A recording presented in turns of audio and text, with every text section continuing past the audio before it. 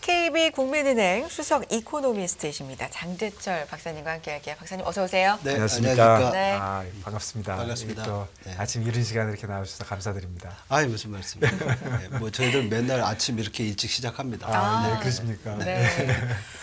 예, 그 아주 여기 뭐라 그러죠? 배지가 아주 탁 보입니다. 아, 네. 뭐 이제 회사 다니니까 하고 다녀야죠. 네. 예, 오늘 어떤 얘기 해주시겠습니까? 뭐 최근에 그 글로벌 경제 보면 네. 이슈는 뭐 상당히 많지만 네. 지난해부터 올해까지 관통하는 것은 인플레이션, 네. 인플레이션이고 두 번째로는 뭐 계속 말씀하셨을 거예요. 경기 침체가 네. 이제 어떻게 될 것이냐. 네. 이 두 가지에 대해서 인플레이션과 경기 침체. 나누고 싶습니다. 네. 예. 그럼 물가 얘기를 좀 먼저 시작을 해보고 싶은데 지금 물가가 어느 정도 약간 안정세로 방향은 좀 네. 접어들었다고는 하지만 절대적인 수준은 아직도 좀 많이 높잖아요. 전 세계적으로. 그렇죠. 상당히 네, 높습니다. 상당히 네. 높은 수준인데 각국마다 그 목표치를 2%대로 네네. 많이 좀 제시를 하고 있단 말이죠. 그렇죠. 2%에 대해서도 사실 좀 논의가 많은 상황이고요. 그게 왜 1도 네. 아니고 3도 아니고 2.1도 아니고. 예, 이냐. 뭐 저도 경제를 계속 보지만은 네. 처음에 봤을 때 이게 왜 2%지 네. 이런 네. 뭐 예, 상당히 예. 궁금했습니다. 예, 예. 그래서 자료를 네. 찾아보면 네. 그 이제 뉴질랜드 중앙은행이 90년대 초에 네. 이제 뭐 재무장관이랑 중앙은행 총재가 네. 어디 기자회견 하다가 네. 뭐 2% 맞춰야 되지 않겠느냐라고 이제 던졌습니다. 예. 네. 던지니까 그 다음에 이제 중앙은행에서 생각을 한 거죠. 이게 2%에 대한 이론적 근거 어떻게 만들지? 예, 예, 예. 근데 이제 우리가 보면 어떻게 뭐 시장이나 아니면 경제를 보면 이 정도면 좋은 거 같은 거 아니야? 이런 네. 생각을 하게 되는데 네. 아마 그게 이제 과거의 평균적인 그 네. 물가 상승률 정도가 네. 아닌가. 네. 그래서 이제 보니까는 뭐 한 2%면 뭐 경기가 어느 정도 성장을 할 때 물가가 그 정도 받쳐주면 좀 좋지 않겠느냐. 우리 이제 소위 말하는 옵티멀하다. 네. 적당한 수준이다. 이렇게 생각을 한 거죠. 과거의 경험치로부터 나온 숫자다. 네네. 그래서 거기에 굉장한 뭐 이론적 근거가 있고 이렇지는 않습니다. 근데 우리가 알다시피 그 그레이트 모더레이션 해가지고 성장도 좀 되지만 물가가 완만히 유지될 때 다행히 이제 통화정책도 2% 룰에 맞춰서 이게 2% 맞추니까 이렇게 좋은 거 아니냐. 이렇게 이제 또 사후적으로 평가했던 부분도 있습니다. 그리고 이게 이제 우리가 물가 얘기할 때 뭐 코어가 있고 헤드라인이 있고 요즘 뭐 복잡하잖아요. 근데 이 2%라 하면 그냥 단순한 헤드라인. 그렇죠. 대부분 예, 예. 이제 헤드라인 해가지고 총 지수, 전체 지수의 이제 물가고 나라마다 다릅니다. 우리나라 같은 경우는 이제 소비자 물가를 쓰고요. 네. 그리고 미국은 개인 소비 지출 물가 해서 그 콤포넌트 소비자 물가가 이제 우리는 바스킷이라고 얘기를 네. 하거든요. 이 물가를 측정하는 여러 가지 상품들을 한 바스킷에 놨을 네. 때 이 바스킷에 있는 상품들의 가격들의 가중 평균치가 이제 소비자 물가예요. 근데 나라마다 소비 패턴이 틀리니까 가중치는 다 다르죠. 네. 그리고 또 미국도 CPI 소비자 물가가 있고 개인 소비 지출 물가가 있는데 또 가중치가 다 다릅니다. 그래서 소비자 물가는 뭐 지금 뭐 8% 9% 하는데 개인 소비 지출 물가는 6%. 그렇군요. 근데 중앙은행이 타겟팅하는 것은 한국은 CPI고 미국은 이제 개인 소비 PCE 네. 개인 소비 지출 물가인데 그게 이제 2%로 정해진 거죠. 네. 그럼 뭐 가중치도 가끔 바꿉니까? 한국도 소비자 물가에 대한 가중치는 정기적으로 바꿉니다. 왜냐하면 예를 들면 옛날에는 뭐 컴퓨터가 뭐 저사양이었는데 이제 고사양으로 네. 간다든지 그리고 금같이 또 원자재 가격 비중이 좀 높았던 적이 있으면 그걸 좀 줄여가지고 또 뭐 개편한다든지 그래서 소비 구조가 변하는 거에 따라서 가중치는 바뀝니다. 네.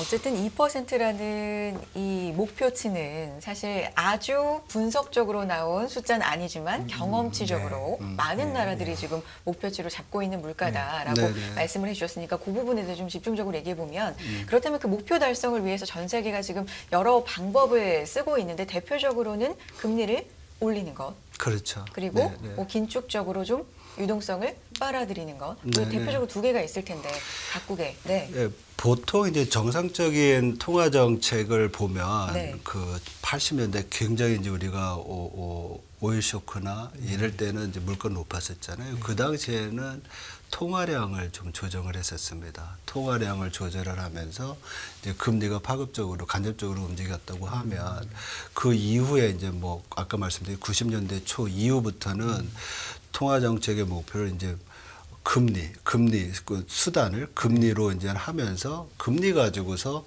경제의 뜨거움과 이제 차가움을 이제 조절하는 그런 정책을 썼죠. 그래서 우리가 보통 이제 금리를 통한 정책 금리를 통한 통화 정책을 쓰고요. 글로벌 금융위기 이후에 이제 나온 것이 이제 양적 완화라는 거죠. 네. 왜냐하면 금리를 통한 정책이 더 이상 이제 유효하지 않을 때, 예를 들어서 우리가 정책은 금리는 보통 이제 0%가 한이라고 그러잖아요. 정책 금리가 0%까지도 내려갔는데 경기를 살릴 방법이 없습니다. 그럴 때는 이제 양적 완화로 해서 직접적으로 이제 유동성을 공급하는. 그러니까 지금 같은 경우에는 이미 풍부하게 풀렸던 유동성도 흡수를 해야 되고 소위 QT죠. 퀀터티티브 타이트닝을 하고 정책 금리도 이제 올리는 그런 정책을 병행을 하고 있습니다. 네. 근데 앞서서 말씀해 주셨던 그 2%라는 물가에 대해서도 사실 잠깐 언급했습니다만 말이 많지 않습니까? 네. 이게 현실적인 거냐, 조금 더 상향해야 되지 않냐라는 네, 논의도 있고 네, 네. 실제로 전미경제학회인가요? 거기서도 이런 논의가 좀 있었던 걸로 네. 알고 있는데요. 여기에 네. 대해서는 어떻게 또 보시는지요? 그 가장 큰 이유는 물가가 지금 예를 들면 미국 같은 경우에는 PCE 물가는 6% 네. 정도, 5% 이상이고 정책의 그 금리 목표는 2%잖아요. 네. 그러니까 여기서 2%까지 가려면 굉장히 통화 정책을 긴축적으로 가야 되고 그렇죠. 긴축적으로 간다는 얘기는 금리를 이제 더 올려야 된다는 얘기잖아요. 그러면 이제 지금 아까도 이제 모두에도 말씀드렸지만은 이게 물가는 잡는데 경기가 이제 너무 죽으면 네. 이런 부작용 어떻게 할 거냐. 네. 뭐 다 잘 먹고 잘 살자고 하는 정책인데 물가를 너무 낮은 수준으로까지 이제 굉장히 보수적으로 측정해 놨으니까 물가 안정 목표를 너무 금리를 올려가지고 경기를 많이 죽일 수 있으니까 이런 부작용을 최소화하려면 이 물가가 과거처럼 또 2%로 안정적이지 않고 앞으로 봤을 때 여러 가지 물가 상승 요인들이 있잖아요. 우리가 이제 경제 구조가 변한다는 얘기를 하니까 나중에 이제 기회가 되면 말씀드리겠지만 앞으로도 만약에 물가가 뭐 2%가 아니라 3%가 된다고 하면 네. 이제 물가 안정 목표를 3%로 올리자. 그러면 그만큼 금리의 어떤 인상폭을 줄일 수 있거나 아니면 뭐 경계 부작용을 축소시킬 수 있는 요지가 있겠죠. 그러니까 그런 면에서 좀 물가 안정 목표를 높여서 경기를 좀 덜 죽이자 이런 얘기죠. 그래서 일례로 그 어떤 한 컨설팅 업체가 조사한 거에 따르면 지금 6%대에 있는 물가를 3%대만 내린다고 하더라도 일자리 수 감소폭이 뭐 300만 개 이상 우리가 좀 줄일 수도 있고 덜 이제 해고를 할 필요도 있고 실업률 상승폭도 뭐 3%까지 내린다고 하면은 물가 안정 목표를 3%로 올린다고 하면 실업률은 약 한 4%대로 올라가는데 만약에 이걸 2%까지 우리가 강압적으로 내린다. 물가 안정 목표까지 물가를 내린다. 그러면 실업률이 6.5%까지 올라가서 경기에 대한 부작용이 굉장히 클 것이다. 그러니까 이런 문제를 해결하려면 긴축하는 것도 좋지만은 물가 안정 목표를 좀 올려서 긴축의 정도를 좀 약화하자 이런 얘기죠. 결국은 이제 그 2%라는 게 과거치로 보면 이 정도 되면 뭐 고용이나 성장률이나 이런 거에서 가장 적정한 값이라고 보여져서 목표를 삼은 것인데 사실은 최근에 물가가 너무 높다 보니까 그거를 2%까지 낮추면서 금리를 급격하게 또 많이 올리다 보니까 성장률 얘기가 나오는 거잖아요. 그렇죠. 그러니까 성장에 대해서는 뭐 어떻게 봐야 될까요? 네, 지금 뭐 대표적인 게 이제 IMF가 정기적으로 이제 글로벌 경제 성장률을 전망을 하는데 지난해 말에 전망했을 때 글로벌 경제 성장률 뭐 2.7% 정도 된다고 했고 그 뒤로 월드뱅크나 아니면 OECD 여러 가지 뭐 전망기관에서 전망을 하는데 네. 작년 말까지 계속 하향 조정을 했습니다. 네. 그만큼 이제 향후 경기에 대한 우려가 큰 거고 지금 말씀하신 대로 인플레이션을 잡기 위해서 주요국 특히 이제 선진국 중앙은행 미국이 금리를 굉장히 빨리 올렸잖아요. 네. 이 여파가 궁극적으로는 소비와 투자를 좀 악화시킬 네. 거고 그것이 경제 성장률을 낮출 것이다. 이런 얘기가 있었죠. 그래서 그동안 이제 고물가에 의해서 금리가 올라서 소비와 투자가 이제 나쁜 것도 있지만 고물가 자체는 아시다시피 물가가 너무 높으면 우리가 이제 구매력이 약화된다고 네. 그러잖아요. 옛날 월급은 안 올라가는데 그렇죠. 예를 들면 물가가 올라가면 살 수 있는 양이 네. 줄잖아요. 그래서 이제 소비가 줄게 되는 이런 역할이 있었는데 그런 것들이 이제 굉장히 우려되면서 유럽 같은 경우에는 뭐 오늘 아침 뉴스가 그 독일의 4분기 경제 성장률이 역성장. 전기 대비 마이너스 네. 0.2 역성장했죠. 네. 가장 큰 이유가 러시아 우크라이나 전쟁 때문에 에너지 가격이 높아서 에너지 소비를 하느냐고 다른 소비가 위축이 되는 거죠. 그래서 이러한 여파로 유럽이 뭐 지난 4분기 아니면 올해 초에 이제 경기 침체에 들어갈 확률이 굉장히 높게 평가했었고요. 중국이 최근에는 이제 집단 면역을 가기 위한 뭐 완전히 제로 코로나를 포기했지 않습니까? 네.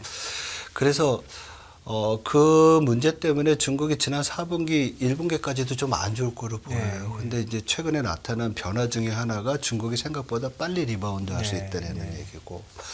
미국 같은 경우에는 상당히 이제 리세션에 대한 경기 침체에 대한 의견들이 분분합니다. 네. 뭐 일부에서는 올해 상반기 때 될 것이다. 네. 저 같은 경우에는 경기 침체가 만약에 온다고 하면 올해 하반기가 아니겠느냐 이렇게 보고 JP 모건 같은 경우에는 성장률로만 보면 올해가 아니라 내년 초가 될 거다 이런 얘기도 하거든요. 네. 그래서 전망이 굉장히 분분하지만 어쨌든 올해 성장률 2.7%에 대해서 아직까지는 하방 리스크에 대한 얘기를 하는 것이 좀 낮아질 거라는 얘기를 많이 하거든요. 네. 그리고 거기에는 뭐 제일 중요한 게 이제 미국 경제가 네. 어떻게 될 것이냐. 거기에 대한 전망이 제일 크다고 볼 수 있습니다. 네. 말씀하신 걸로 보면 어쨌든 전망들이 올해 내 아니면 내년 경기 침체가 온다라는 네. 전망들이 이제 지배적인 건데 세계 경기가 이렇다 보면 교역량이 둔화되는 거는 어떻게 보면 당연한 그렇죠. 수순이잖아요. 네, 그리고 네, 우리나라 같은 경우 또 수출이 중요한 나라고 네, 네. 더불어서 좀 어떻게 보시는지.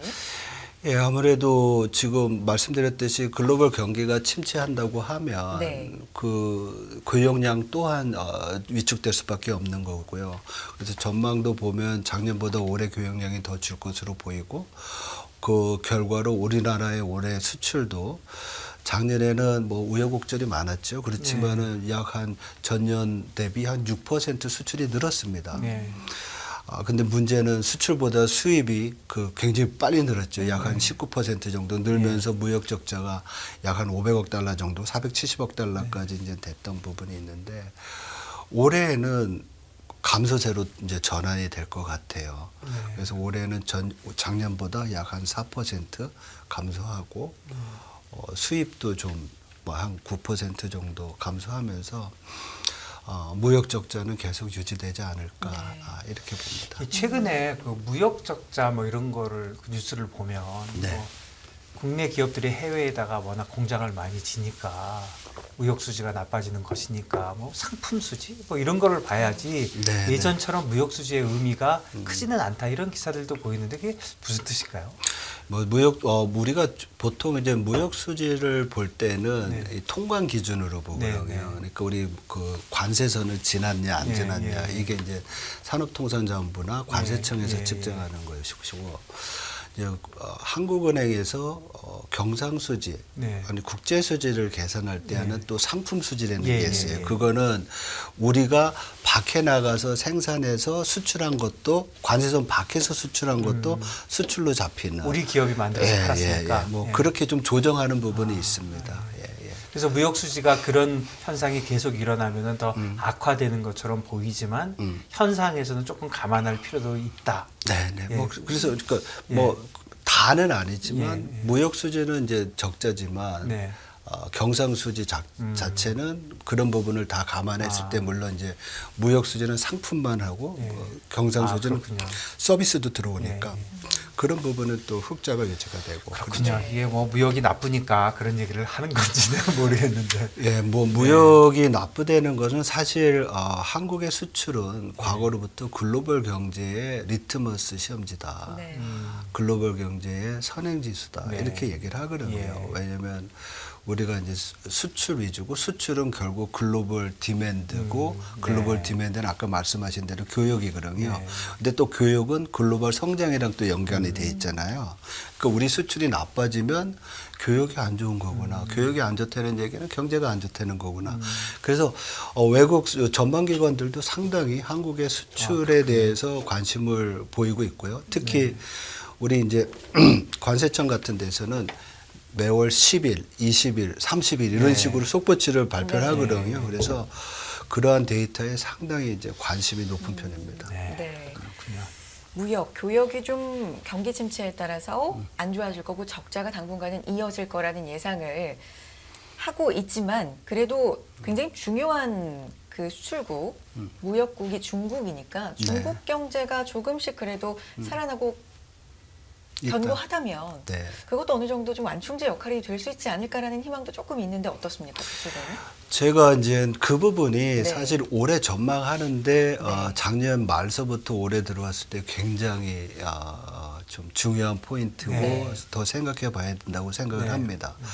왜냐하면 중국 경제가 우리가 뭐 G2 공식적인 용어는 아니지만 네. 글로벌 경제에서 차지하는 비중이 상당히 커져 있고 작년에는 그 제로 코로나 때문에 중국 경제가 뭐 3% 성장, 굉장히 낮은 거죠. 네. 우리 보통 5% 밑으로 성장을 하게 되면 문제가 있다고 얘기를 하는데 예. 이 정도로 부실했던 중국 경제가 올해 이제 리바운드를 하고 생각보다 좀 강해지고 네. 네. 시간이 갈수록 그거는 더 강해질 거라는 전망을 하거든요. 네. 왜냐하면 소위 말해서 이제 묶어놨던 경제를 풀러놓으니까 오늘도 뭐 아침 뉴스 헤드라인이 중국의 보복 소비가 상당하다. 네. 근데 이제 갈수록 이게 점점 더 커질 거라는 네. 얘기거든요. 그렇다고 보면 두 가지가 요인이 있는 거죠. 하나는 글로벌 경제에 상당히 이제 긍정적인 요인이 될 것이고, 네. 한국에는 플러스 알파 수출 부분에서 성장의 기여도를 높일 수 있는 부분이 있는 건데, 문제는 인플레이션이죠. 다시 또. 그렇죠. 네. 그러니까 중국이 과거처럼 원자재 소비를 하고 네. 뭐 이렇게 되면 또 중국 때문에 교역이 늘어나면서 경제에 여태까지는 마이너스가 있다고 그랬는데, 그러니까 다운사이드 리스크가 있다고 그랬는데 업사이드가 있다고 하면 시간이 가면서 경기가 안 좋으니까 수요 압력이 줄어서 물가가 내려올 거라고 그랬는데 안 그럴 수도 있겠네. 네. 그래서 두 가지 문제가 지금 같이 상충되고 있습니다. 그래서 플러스 마이너스 요인을 같이 봐야 되는 그런 상황이라고 볼 수가 있죠. 네, 다시 우리 시장으로 좀 돌아와 보면 그 우리 스왓 분석 그런 거 하잖아요. 회사에 가면은 그거 뭐 매일 저희들 보고도 이거 해오려는데 그거 하려면 항상 귀찮고 그랬는데 우리 경제를 스왓으로 이렇게 분석을 해 보면 어떻게 좀 너무 단순화하는 거겠지만. 그러니까 이코노미스트로서 예. 매번 이제 단계적인 어떤 경기 분석이나 이런 것도 많이 이제 하지만은 더 크게 이제 올해 생각하는 것은 한국의 장기적인 전망, 네. 중장기 전망 어떻게 네. 되는 거냐에 대한 그렇습니다. 생각을 굉장히 예, 많이 예, 하잖아요. 지금 이제 질문 주신 대로 이제 수학 분석 같은 게 필요한 부분일 수도 예, 있는데. 우리가 뭐 장기 전망을 한다 그러면 우리가 뭐 대표적으로 우리 얼마큼 성장해 얼마큼 잘 살 수 있어 네. 이거잖아요. 네. 근데 한국은행이 지금 우리의 그 잠재 성장률, 네. 잠재 성장률을 보면 뭐 2%대 초반 아니겠느냐 얘기를 하거든요. 그리고 물가 목표가 2%면 우리가 명목으로 경상으로 성장할 수 있는 게 한 4% 정도 되잖아요. 예. 그래서 만약에 한국은행이 계속 물가를 2%대로 안정을 성공적으로 하면 향후에 이제 경제 성장률은 많은 전망기관들이 내려갈 거로 봐요. 우리의 잠재 성장률은 내려갈 아, 거다. 예. 왜 내려가냐? 성장을 하는데 필요한 생산 요소가 있는데 노동과 자본, 뭐 기술 이런 거잖아요. 근데 고령화 때문에 저출산 때문에 노동 연구 인력이 주니까 노동 투입이 주니까 우리 성장은 다른 조건이 일정할 때 내려갈 수밖에 없겠구나 이런 얘기를 많이 하거든요. 근데 뭐 생산의 요소가 노동만 있는 게 아니라 그렇죠. 자본이 있고 네. 기술이라는 게 있거든요. 근데 우리나라가 R&D 연구개발 투자는 상당히 많이 네. 하고 세계 1위라고 보면 됩니다. 아, 그렇습니까? 예, 그래서 네. R&D 투자를 많이 하고 있고요. 그리고 이 자본이라는 것 그 자체는 어떻게 보면 자본은 물론 감가상각이 되지만 새로 투자를 얼마만큼 하느냐가 중요하잖아요. 네. 근데 한국은 새로운 투자를 계속 하고 있는 거예요. 네. 그러니까 노동은 줄더라도 투자가 계속 유지가 될 수 있고 연구개발 투자가 계속 될 수 있는 요인이 있다고 하면 우리 성장률이 그렇게 내려가지 않을 거라고 봅니다. 그래서 네. 저는 그렇게 비관적이지는 않고요. 네. 그런 것들을 우리가 이제 시간을 놓고 봤을 때 우리나라의 산업 구조를 보면 저는 뭐 우리나라는 이런 것까지 여태까지 다 해 이런 것도 많이 합니다. 네. 예를 들면 뭐 섬유, 텍스타일이라든지 아니면 뭐 의류 그리고 컴퓨터 네. 일부는 다 포기했던 산업을 우리는 다 가지고 네, 있어요. 네. 저희가 더 다양하게 하나요, 우리가? 네. 엄청 네. 다양하죠. 네. 그래서 그걸 어떻게 보시면 되냐면 우리나라의 그 주요 수출 품목이 한 뭐 20개 정도 된다고 네. 하면 그걸 80년대부터 지금까지 보면 많은 부분이 그냥 다 있어요. 이게 어떻게 보면 그동안 글로벌 밸류 체인에서는 좀 많이 평가절하됐던 부분이죠. 왜냐하면 글로벌 밸류 체인이 됐던 세계화의 과정에서는 효율성 때문에 싸게 생산하는데 해놓고 그걸 갖다 쓰면 되는 거였는데 시대가 변했지 않습니까? 글로벌 밸류 체인에 대한 이슈가 나오게 되고 리쇼링이 되고 네. 뭐 경제 안보 이런 얘기 나오니까 이런 모든 산업 스펙트럼을 다 가지고 있다는 것 자체가 제가 볼 때는 상당히 앞으로 올 여러 가지 그 불확실성에 우리가 좀 비교 우위에 있는 게 아니냐 이런 생각을 합니다. 이런 현상은 일본뿐 아니라 저희가 뭐 대만이나 그렇죠. 뭐 근데보다도 우리가 확실히 앞서 있습니까? 그렇죠. 예. 예, 우리가 굉장히 다분화돼 있고 전반적인 경쟁력들이 골고루 세계 1등은 아니더라도 골고루 네. 잘하고 있습니다. 예를 들면 최근에 이제 방산이 굉장히 지금 우리가 각광을 네. 받잖아요.